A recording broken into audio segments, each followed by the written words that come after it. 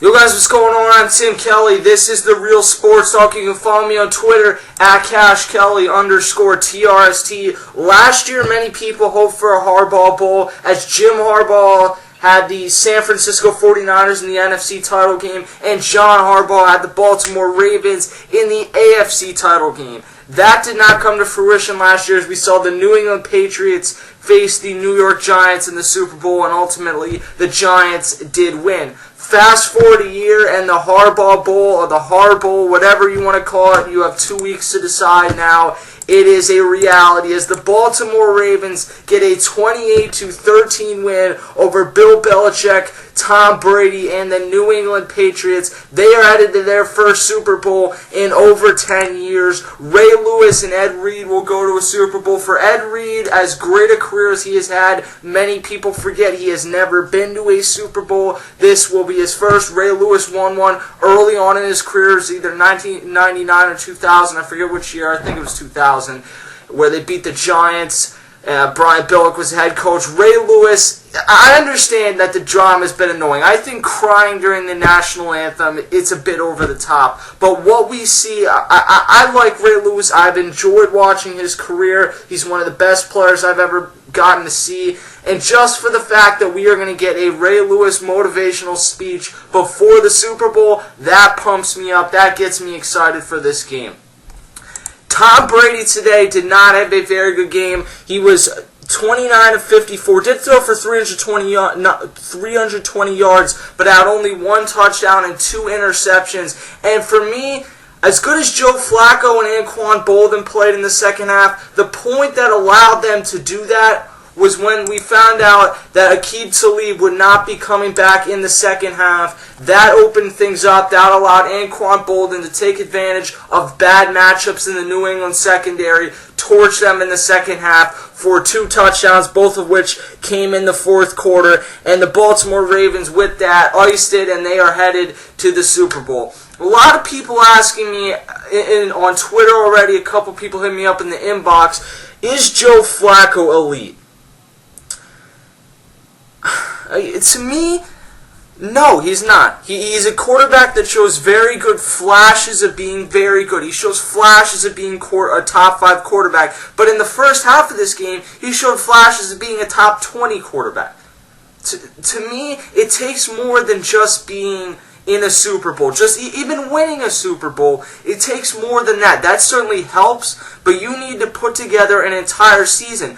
A team goes to the Super Bowl, and Joe Flacco has been a very good part of the Baltimore Ravens going to the Super Bowl. But if you're asking me, is he in the class of Tom Brady, Peyton Manning, Aaron Rodgers, Drew Brees, that type of class? No, he is not yet. And whether he wins the Super Bowl or not, to me, he still needs to add on in what he does in the regular season to prove that he is an elite quarterback. And I'm just not sure that's what Joe Flacco is. And I'm not sure that it's best for the Baltimore Ravens. I think they're best when Flacco throws the ball 35 times like he did today, and then you get a mix of Bernard Pierce, Ray Rice, Vontae Leach even gets a few carries. I think that's what is best overall for this team, and I still don't think Joe Flacco's elite. We have more time to talk about that, though, in the next 2 weeks, where we will be killing it with Super Bowl coverage here on the Real Sports Talk Network. So subscribe and you'll get great Super Bowl coverage.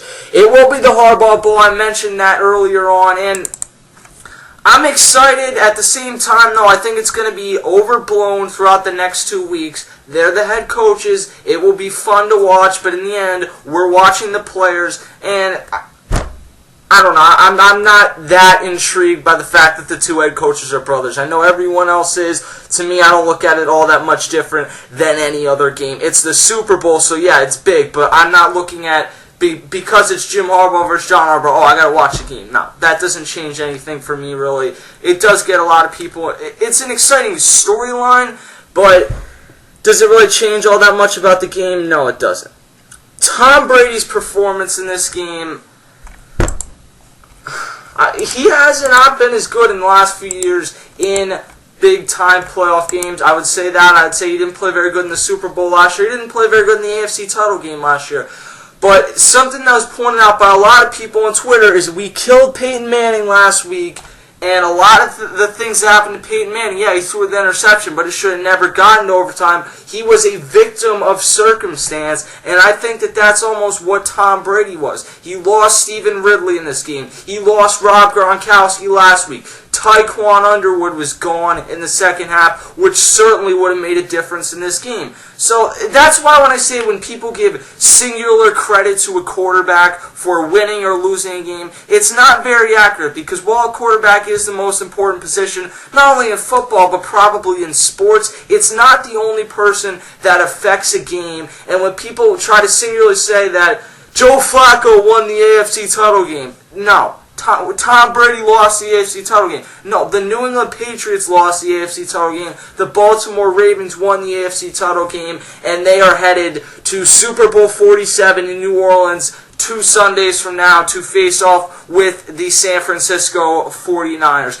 One final thing I want to say is I want to give a shout out to 2 guys. Deshaun Goldson, who's now an all-pro safety with the San Francisco 49ers, and Bryant McKinnie, who's the starting left tackle the second half of the season for the Baltimore Ravens. Both of these guys, when I started this show in 2010, both of them were 2 of the first guys that I got the opportunity to interview. Not because I had any connections or anything. I asked them on Twitter. They were nice enough to give me some of their time. Both of them were very nice guys. They gave me very good answers to the questions.